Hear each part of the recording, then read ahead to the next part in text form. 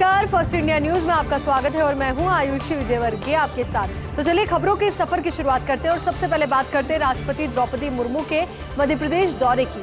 तो 15 नवंबर को मध्य प्रदेश के दौरे पर रहेंगी राष्ट्रपति। राष्ट्रपति के दौरे से पहले लागू की गई है धारा 144। मोतीलाल नेहरू स्टेडियम से 3 किलोमीटर के दायरे में ड्रोन पर बैन है, तो वहीं red zone, no flying zone घोषित किया गया है। 16 नवंबर तक प्रभावित रहेंगे ये आदेश का उल्लंघन करने वालों पर धारा 188 के तहत कार्रवाई की जाएगी।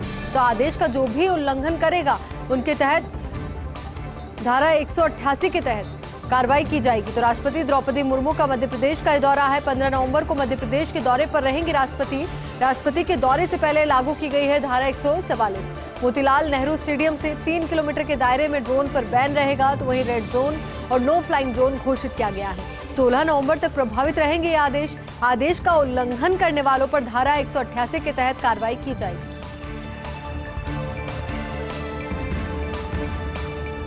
भारत जोड़ो यात्रा को लेकर कांग्रेस पार्टी की अहम बैठक। 15 जीआरजी में भारत जोड़ो यात्रा को लेकर रिव्यू बैठक हुई। कांग्रेस अध्यक्ष मल्लिकार्जुन खड़गे की अध्यक्षता में बैठक हुई है। केसी वेणुगोपाल, जयराम रमेश, पी चिदम्बरम, दिग्विजय सिंह, सचिन पायलट और रणदीप सुरजेवाला भी इस बैठक में मौजूद रहे। तो वहीं भारत जोड़ो यात्रा के नॉर्थ इंडिया में एंट्री के बाद अगले रूट पर चर्चा, तो अपने आप में बेहद महत्वपूर्ण मंत्रणा का दौर, चर्चाओं का दौर। तो भारत जोड़ो यात्रा को लेकर कांग्रेस की अहम बैठक। 15 जीआरजी में भारत जोड़ो यात्रा को लेकर रिव्यू बैठक हुई। कांग्रेस अध्यक्ष मल्लिकार्जुन खड़गे की अध्यक्षता में बैठक आयोजित की गई। केसी वेणुगोपाल, जयराम रमेश, पी चिदम्बरम, दिग्विजय सिंह, सचिन पायलट और रणदीप सुरजेवाला भी मौजूद रहे। भारत जोड़ो यात्रा के नॉर्थ इंडिया में एंट्री के बाद अगले रूट पर चर्चा की गई। भाजपा के मुलायम और आजम खान की सीटों पर कब्जे की तैयारी है। मुलायम सिंह यादव के निधन से खाली हुई है मैनपुरी लोकसभा सीट, तो ये आजम खान के अयोग्य घोषित होने से रामपुर सदर विधानसभा सीट खाली हुई है। भाजपा की दोनों सीटों पर अपना उम्मीदवार जिताने की रणनीति है, तो वही मैनपुरी लोकसभा सीट पर रहा है समाजवादी पार्टी का कब्जा। रामपुर सदर विधानसभा सीट 10 बार जीत चुके हैं आजम खान।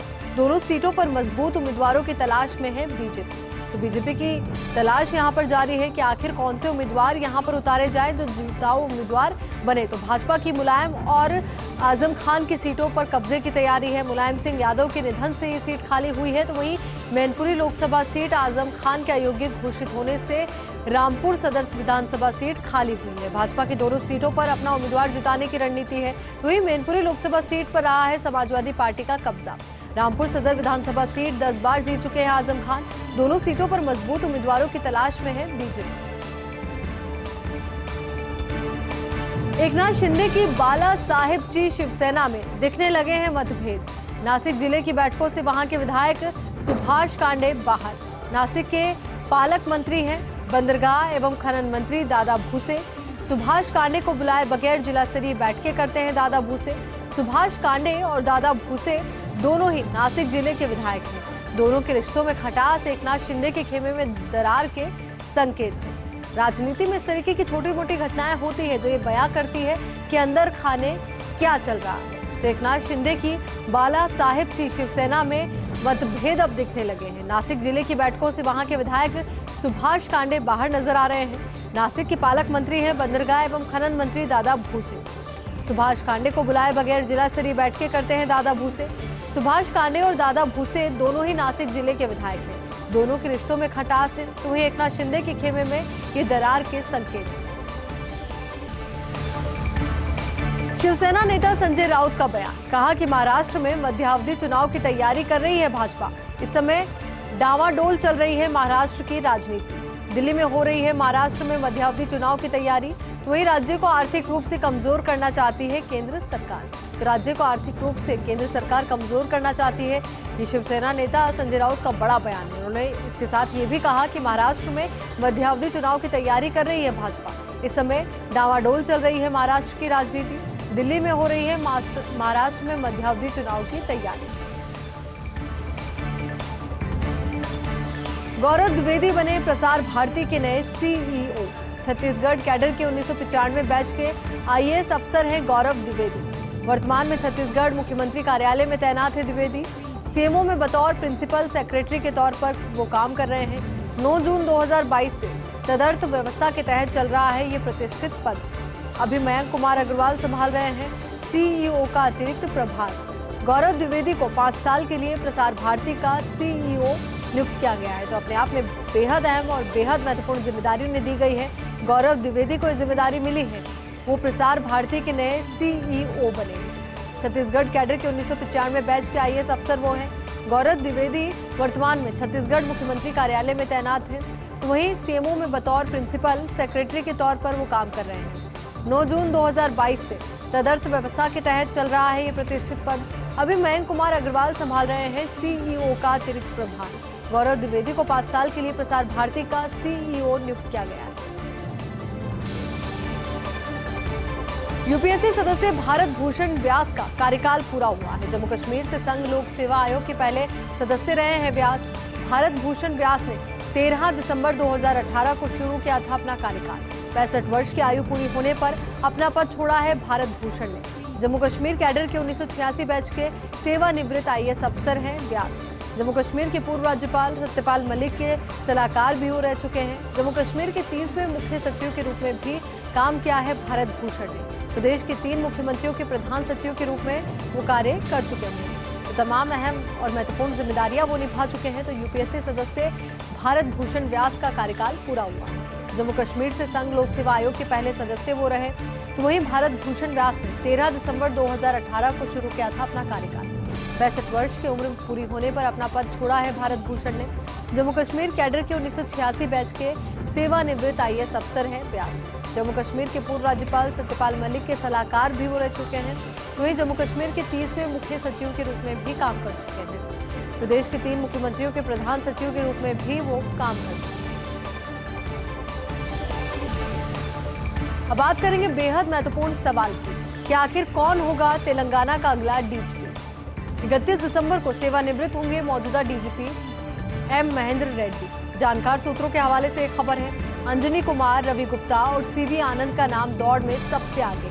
हालांकि विशेष सुरक्षा बल के डीजी उमेश शराफ हैं आईपीएस अफसरों में सबसे वरिष्ठ, लेकिन 1989 बैच के आईपीएस शराफ के पास महज 6 महीने की सेवा शेष है, इसलिए उनके नाम पर विचार किए जाने की संभावना बहुत कम है। राज्य सरकार दिसंबर के पहले या दूसरे हफ्ते यूपीएससी भेज सकती है नामों का पैनल। आईपीएस उमेश शराफ, रवि गुप्ता, अंजनी कुमार, राजीव रतन और सीवी आनंद के नाम संघ लोक सेवा आयोग को भेजा जा सकता है। तो वहीं आईपीएस अंजनी कुमार और सीवी आनंद के डीजीपी बनने की ज्यादा संभावना है। तो तेलंगाना के अगले डीजीपी कौन होंगे, ये सभी के मन में सवाल है। कई नामों को लेकर अटकलें बहुत ज्यादा तेज है। कुछ नाम रेस में सबसे आगे भी नजर आ रहे हैं, पर इंतजार करना होगा कि पूरी तस्वीर कब साफ होती है। तो 31 दिसंबर को सेवानिवृत्त होंगे मौजूदा डीजीपी एम महेंद्र रेड्डी। जानकार सूत्रों के हवाले से खबर सामने आई है कि अंजनी कुमार, रवि गुप्ता और सीवी आनंद का नाम दौड़ में सबसे आगे चल रहा है। हालांकि विशेष सुरक्षा बल के डीजी उमेश शराफ हैं आईपीएस अफसरों में सबसे वरिष्ठ, लेकिन 1989 बैच के आईपीएस शराफ के पास महज 6 महीने की सेवा शेष है,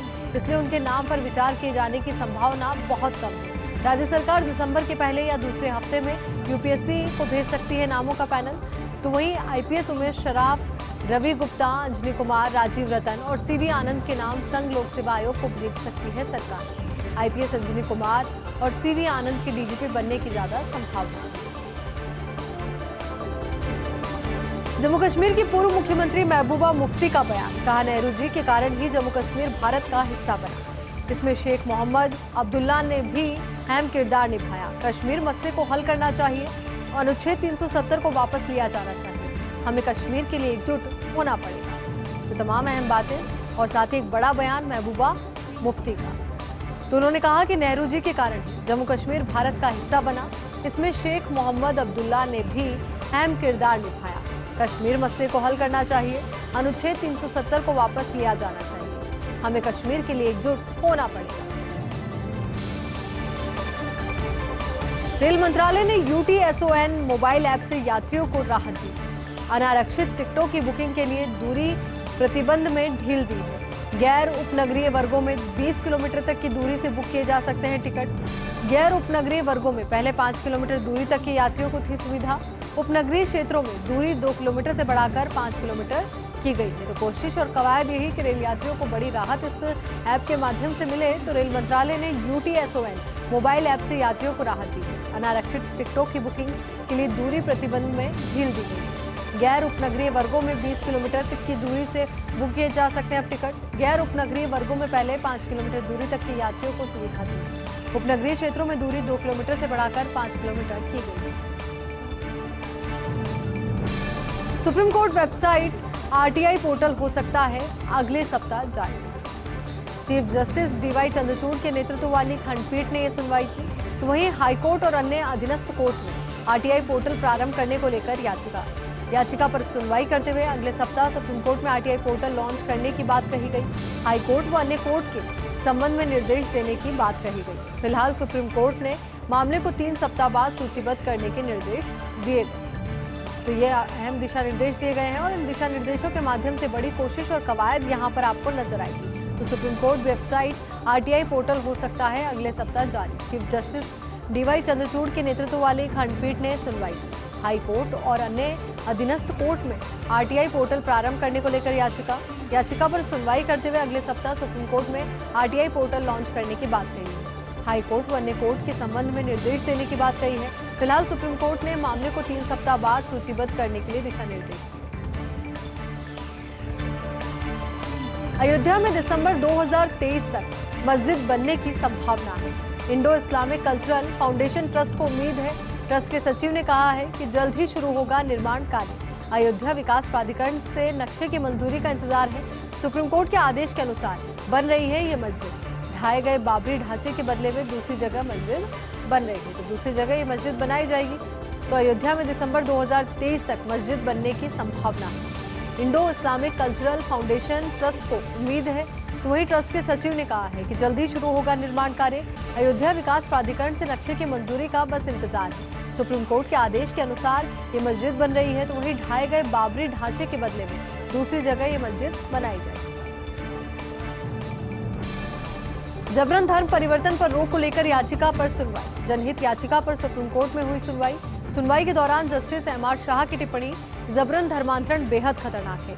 सभी लोगों को धर्म की स्वतंत्रता का हक है, लेकिन बल या जबरदस्ती से नहीं। मामले में कई राज्यों ने दाखिल नहीं किया अपना जवाब। पिछली सुनवाई में सुप्रीम कोर्ट ने केंद्र और राज्यों को भेजा था नोटिस। 28 नवंबर को होगी मामले की अगली सुनवाई। तो 28 नवंबर वो तारीख जब मामले की अगली सुनवाई होगी।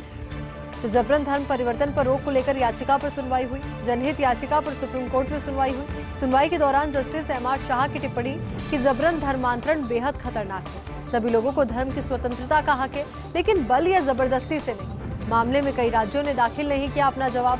पिछली सुनवाई में सुप्रीम कोर्ट ने केंद्र और राज्यों को नोटिस भेजा था। 28 नवंबर को मामले की अगली सुनवाई। मध्य प्रदेश में भूकंप के झटके महसूस किए गए। रिक्टर स्केल पर 3.2 रही भूकंप की तीव्रता। भूकंप का केंद्र जमीन से 10 किलोमीटर नीचे रहा। दोपहर 2:35 पर महसूस हुए झटके। वहीं मध्य प्रदेश का सिंगरौली रहा भूकंप का केंद्र। उत्तर प्रदेश के भी कई जिलों में महसूस हुए झटके। पिछले 2 से 3 दिन से अलग अलग इलाकों में महसूस किए गए हैं झटके। तो मध्य प्रदेश में भूकंप के झटके महसूस हुए हैं। रिक्टर स्केल पर 3.2 रही भूकंप की तीव्रता। भूकंप का केंद्र जमीन से 10 किलोमीटर नीचे रहा। वहीं दोपहर 2:35 पर महसूस किए गए हैं ये झटके। मध्य प्रदेश का सिंगरौली भूकंप का केंद्र रहा। उत्तर प्रदेश के भी कई जिलों में महसूस हुए हैं झटके। पिछले 2 से 3 दिन से अलग अलग इलाकों में भूकंप के झटके महसूस किए जा रहे हैं। अमेरिका में मिड टर्म चुनाव से ट्रंप को बड़ा झटका लगा है। ट्रंप की फिर से राष्ट्रपति चुनाव की उम्मीदों पर पानी फिरा है। डेमोक्रेटिक पार्टी ने ट्रंप की रिपब्लिकन पार्टी पर भारी जीत दर्ज की। मिड टर्म चुनाव के नतीजों से ट्रंप की 2024 की राह बहुत मुश्किल हो गई। ऐसे में ट्रंप को लेकर अब रिपब्लिकन पार्टी में हो गए हैं दो फाड़। इधर राष्ट्रपति जो बाइडेन के अब तक कराए गए कार्यों पर मुहर लगी है।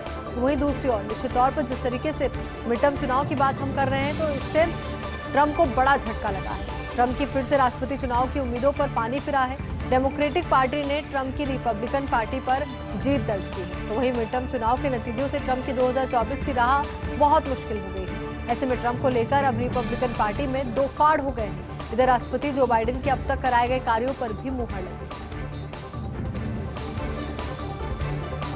से आपका स्वागत है। अब बात करेंगे गुजरात विधानसभा चुनाव के लिए कांग्रेस की तैयारी की।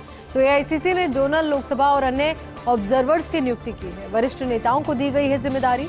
रामपाल शर्मा को पोरबंदर, राजेंद्र सिंह को जामनगर, डॉक्टर करण सिंह यादव और महेंद्र गहलोत को जूनागढ़, सुखराम बिश्नोई और गोपाल मीणा को अमरेली, भंवर सिंह भाटी को भावनगर, जगदीश चंद्र को आणंद अमरजीत भगत को खेड़ा, ताराचंद भगोरा को पंचमहल, महेंद्रजीत सिंह मालवीय को दाहोद, अशोक बैरवा को वडोदरा, अर्जुन सिंह बामणिया को छोटा उदयपुर, गोविंद राम मेघवाल को भरूच, रामलाल मीणा को बारडोली, आरसी खूटिया को सूरत, राजेश मिश्रा को नवसारी, वसंत पुरके को वलसाड की जिम्मेदारी दी गई है। तो तमाम अहम जिम्मेदारियां दी गई है, क्योंकि गुजरात का रण अपने आप में बड़ा रण और कोशिश और कवायद यही है कांग्रेस पार्टी की कि इस रण में यहाँ पर जीत दर्ज की जाए। तो गुजरात विधानसभा चुनाव के लिए कांग्रेस की तैयारी की बात हम कर रहे हैं।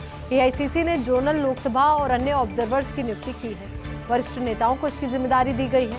रामपाल शर्मा को पोरबंदर की जिम्मेदारी दी गई है, तो वहीं राजेंद्र सिंह को जामनगर, डॉक्टर करण सिंह यादव और महेंद्र गहलोत को जूनागढ़, सुखराम बिश्नोई और गोपाल मीणा को अमरेली, भंवर सिंह भाटी को भावनगर, जगदीश चंद्र को आनंद, अमरजीत भगत को खेड़ा, ताराचंद भगोरा को पंचमहल, महेंद्रजीत सिंह मालवीय को दाहोद, अशोक बैरवा को वडोदरा, अर्जुन सिंह बामणिया को छोटा उदयपुर, गोविंद राम मेघवाल को भरूच, रामलाल मीणा को बारडोली, आरसी खूटिया को सूरत, राजेश मिश्रा को नवसारी, वसंत पुरके को वलसाड की जिम्मेदारी दी गई है। बेरोजगार युवाओं के लिए जयपुर में मेगा जॉब फेयर का आयोजन। आज प्रदेश के 10,000 हुनरमंद हाथों को मिलेगा रोजगार। तो वहीं बिरला ऑडिटोरियम में आयोजित रोजगार मेले का आयोजन, तो वहीं 44,000 युवक युवतियों ने जॉब फेयर में अपना रजिस्ट्रेशन करवाया है। 39,477 युवक और 3,612 युवतियां हैं इसमें शामिल। 10 से अधिक सेक्टर की 50 से ज्यादा कंपनियां रोजगार दे रही हैं। तो वहीं इंटरव्यू के लिए टाइम स्लॉट कंपनी के SMS से दे रही है जानकारी। तो वहीं फेयर में agriculture, electronics, retail, automobiles, banking, finance and insurance, logistic, निर्माण management, entrepreneurship and professional, health care, tourism and hospitality, IT सहित विभिन्न सेक्टर की कंपनियां जॉब फेयर में भाग ले रही है। जॉब फेयर में 8वीं पास से लेकर ITI, स्नातक, MBA, BTEC इत्यादि योग्यताधारी युवाओं का रोजगार के लिए चयन हो रहा है। तो वहीं मुख्यमंत्री अशोक गहलोत ने फेयर में युवाओं को अपॉइंटमेंट लेटर भी प्रदान किए। तो मुख्यमंत्री अशोक गहलोत ने जॉब फेयर में युवाओं को अपॉइंटमेंट लेटर प्रदान किए। तो अपने आप में भव्य आयोजन ये पूरा रहा। हमने मुख्यमंत्री का संबोधन भी सुना, किस तरीके से उन्होंने अपनी बात तमाम हुनरमंदों के बीच में रखी। तो बेरोजगार युवाओं के लिए जयपुर में मेगा जॉब फेयर का आयोजन किया गया, जिसके माध्यम से कोशिश और कवायद यही कि बेरोजगारों को रोजगार मिल सके।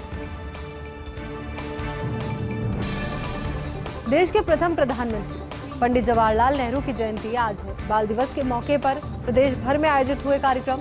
इस मौके पर जयपुर में निकाली गई प्रतीकात्मक भारत जोड़ो यात्रा, त्रिपोलिया गेट से रामनिवास बाग स्थित नेहरू जी की प्रतिमा तक यात्रा। मुख्यमंत्री अशोक गहलोत समेत कांग्रेस नेताओं ने पदयात्रा में भाग लिया। सीएम ने संबोधन में कहा कि आजादी से पहले भी कई पदयात्राएं निकाली गई हैं। पंडित नेहरू ने जेल में बिताए करीब 7 साल, जेल में ही लिखी कई किताबें। पंडित नेहरू द्वारा लिखित किताबों को आज भी पढ़ा जा रहा है। पंडित नेहरू उस जमाने के सबसे अमीर आदमी के बेटे थे, फिर भी जेल गए। सुभाष चंद्र बोस और पंडित नेहरू के बहुत अच्छे संबंध थे। आज राहुल गांधी भी निकाल रहे हैं भारत जोड़ो यात्रा। देश में महंगाई, शांति की स्थापना के लिए यात्रा। आज देश में बेरोजगारी बहुत बढ़ गई, महंगाई सबसे बड़ा मुद्दा। आज बाल दिवस के रूप में मनाई जा रही पंडित नेहरू की जयंती। जयपुर में मुख्यमंत्री अशोक गहलोत के नेतृत्व में निकली प्रतीकात्मक भारत जोड़ो यात्रा। त्रिपोलिया गेट से रामनिवास बाग स्थित पंडित नेहरू जी की प्रतिमा तक की यात्रा को संबोधित करते हुए मुख्यमंत्री अशोक गहलोत ने साधा बीजेपी पर निशाना। कहा कि पंडित नेहरू को मिटाने के लिए बीजेपी ने क्या क्या नहीं चलाया। ये बेशर्मी है बीजेपी की, तो वहीं लोकतंत्र को कमजोर कर रहे हैं। आज देश के पूर्व प्रधानमंत्री के नाम को मिटाने की कोशिश कर रहे हैं। पीएम मोदी ने कसम खा रखी है कि पूर्व प्रधानमंत्री का नाम नहीं लिया। जिन्होंने अच्छे काम किए उनकी तारीफ तो करो। हम जहां भी प्रोग्राम करते हैं बीजेपी के MLA MP का नाम लेते हैं। इनको हमारे नाम लेने में भी शर्म आती है। सरकारी एजेंसियों के नाम पर लूट रहे हैं देश को। जब पंडित नेहरू ने भाखड़ा नागल डैम बनाया था, तब बीजेपी ने कहा था कि डैम से बिजली बनेगी, तो पानी से बिजली निकलने के बाद पानी किस काम का। लेकिन बीजेपी से मैंने जो बोला उसका आगे पीछे का काट के वायरल कर दिया। जिस सोशल मीडिया का उपयोग बीजेपी कर रही है वो राजीव गांधी की देन है। मोदी जी को समझना चाहिए, इतिहास को तोड़ मरोड़ कर परोसोगे तो लोग आपके इतिहास को भी नहीं छोड़ेंगे। बीजेपी के धर्म की राजनीति को जनता समझ गई है। देश में शांति, अमन, चैन रहे, इसके लिए राहुल गांधी यात्रा निकाल रहे हैं। पंडित नेहरू की दी गई मजबूती के कारण ही आज देश अपने पैरों पर खड़ा है, नहीं तो पाकिस्तान जैसे हालात हो जाते।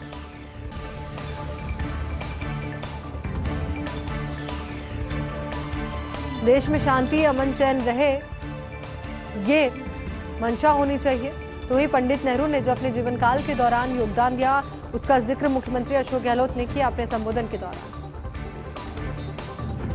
बाल दिवस पर राज्य स्तरीय बाल अधिकार सप्ताह का शुभारंभ। मुख्यमंत्री अशोक गहलोत ने आज सीएमआर में किया सप्ताह का शुभारंभ। मुख्यमंत्री अशोक गहलोत ने शुभारंभ समारोह किया संबोधित। कहा कि बच्चे हमारे देश का भविष्य है। बच्चों एवं युवा पीढ़ी को शिक्षा के साथ साथ संस्कार भी दिए जाएं।